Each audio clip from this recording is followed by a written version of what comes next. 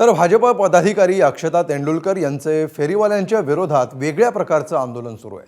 त्यांनी चक्क गर्दी असलेल्या दादर मार्केटमध्ये सायरन लावून रुग्णवाहिका फिरवली। या रुग्णवाहिकेमध्ये स्वतः अक्षता तेंडुलकर आणि कार्यकर्ते असल्याचा व्हिडिओ समोर आलाय। दरम्यान रुग्णवाहिकेमध्ये रुग्ण नव्हते आणि कुठली इमर्जन्सी नसेल तर सायरन लावून रुग्णवाहिका फिरवणं हे बेकायदेशीर असतं। त्यामुळे वाहतूक पोलीस अक्षता तेंडुलकर यांच्यावर कारवाई करण्याच्या तयारीत आहेत। ओपन मध्ये दारू पिताय तिकडे बसून।